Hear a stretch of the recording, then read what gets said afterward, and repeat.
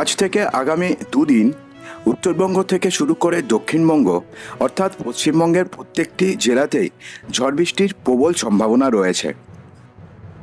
ইতিমধ্যে জানিয়ে দিয়েছে আলিপুর আবহাওয়া দফতর। তো কোথায় কোথায় বৃষ্টিপাত হবে এবং কোন কোন জেলাতে সতর্কবার্তা জারি করা হয়েছে। বর্তমানে ফুসছে নিম্নচাপ। হাওয়া দফতর সূত্রে খবর যে দক্ষিণ বাংলাদেশ এবং তৎসংলগ্ন অঞ্চলে অবস্থান করা নিম্নচাপ ক্ষেত্রটি ক্রমশ উত্তর এবং উত্তর পশ্চিম দিকে সরছে। এর জেরে বৃষ্টি বাড়বে রাজ্যের একাধিক জেলাতে। উত্তর এবং দক্ষিণবঙ্গ অর্থাৎ দুই বঙ্গেরই বেশ কিছু জেলাতে ভারী বৃষ্টির সম্ভাবনা রয়েছে, এমনটাও কিন্তু জানিয়েছে আলিপুর আবহাওয়া দফতর।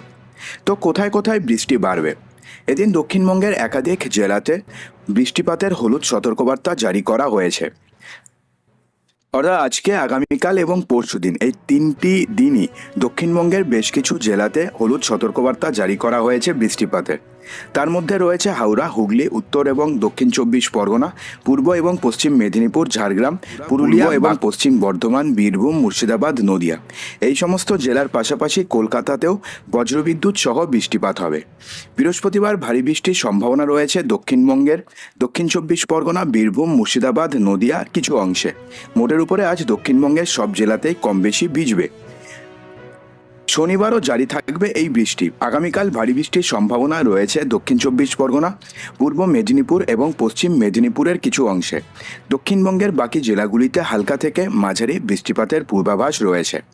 আলিপুর আবহাওয়া দফতর জানিয়েছে যে রবিবার অবধি বৃষ্টি চলবে দক্ষিণবঙ্গের নানান জেলাতে।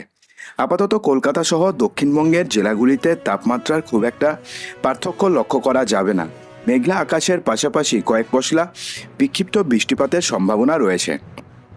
এদিকে শুধুমাত্র দক্ষিণবঙ্গ নয়, উত্তরবঙ্গেও আগামী 27শে আগস্ট পর্যন্ত উত্তরবঙ্গের সব জেলাতেই হালকা থেকে মাঝারি বৃষ্টিপাত হবে, এমনটাই কিন্তু জানিয়েছে আলিপুর আবহাওয়া দফতর। কোথাও কোথাও ভারী বৃষ্টি হতে পারে। বৃহস্পতিবার দক্ষিণ উত্তরবঙ্গের প্রায় প্রত্যেকটি জেলাতে হালকা বিস্তর বৃষ্টিপাত হয়েছে এবং শুক্রবারও উত্তরবঙ্গের প্রায় প্রত্যেকটি জেলাতেই বিক্ষিপ্তভাবে ভারী বৃষ্টিপাতের সম্ভাবনা রয়েছে। ভিজতে পারে মালদা এবং উত্তর এবং দক্ষিণ দিনাজপুর এবং জলপাইগুড়ি। তো বন্ধুরা, এই পরিস্থিতিতে আপনারা কোথা থেকে ভিডিওটি দেখছেন অবশ্যই কমেন্ট বক্সে জানাতে একদমই ভুলবেন না।